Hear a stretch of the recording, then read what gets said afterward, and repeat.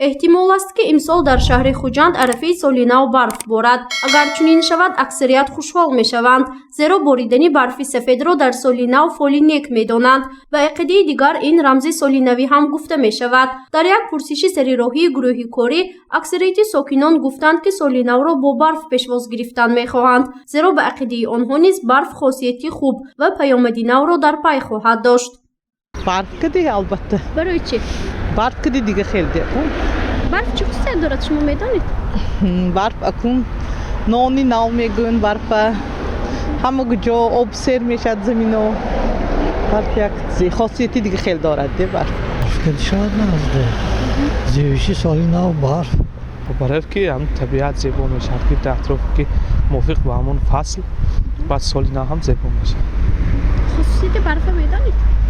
برف سفید چه خصوصیت دارد؟ خصوصیت برف سفید پیش از همه برای فایدهش برای زمین زیاده است، یعنی که زمین نم میکند. این چنین زمینی که مثلا نو گردون کرده شده است و سال یخ بعد که یخ میکند همه اون حشرات ها بعضی حشرات های زیاد ضرررسان که هست اونها افاد میکنند، بعد یعنی حاصل خوب میشه. با برف البته. برای چی؟ برای اینکه سفیدی نقص سفیدی روز سفید همه سفید میبره.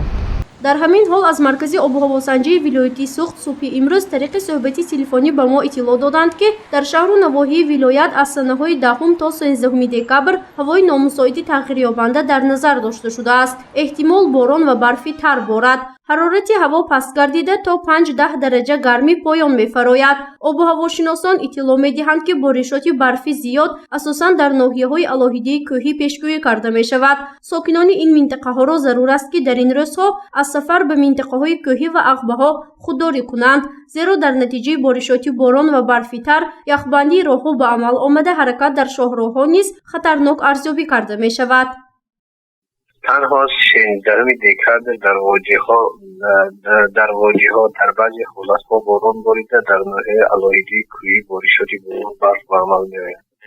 شمال از سمت شرق با گزارش با غرب با سرعت 4-9 می‌رود.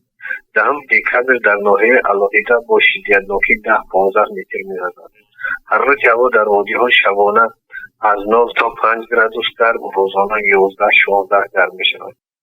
بنا به اطلاع آب و هواشناسان در ولایت سوخت سنه 13 دکبر ساعت 17 بیگاه بارشات باران به عمل آمده، یک شبانه روز انقدرش تا ساعت 12 نصف روزی سنه 14 دکبر ادامه میکند. در بعضن حالت بارشات برفی تر نیز در نظر است. حرارت هوا نیز پست گردیده احتمال است که به صفر فراید. مقدار بارشات برف باشد از 0.2 تا 0.4 میلیمتر را تشکیل می‌دهد. در بعضی حالتها برفی تر با وجود می‌آید که بعضی حرارت هوا که پست می‌شود تا 9 گرادوس می‌شود، آن باران‌هایی که می‌آیند و می‌تواند که به برفی تر مبدل گردد و در همین وقت می‌تواند که مقدار بارشات از 0.2 تا 0.4 میلیمتر به مشاهده رسد.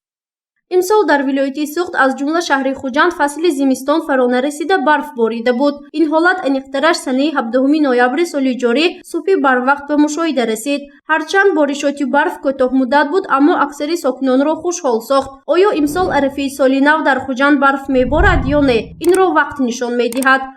گزارش فرزانه شمسی و نعیم جان ایوبوف برای برنامه اطلاعاتی خبر.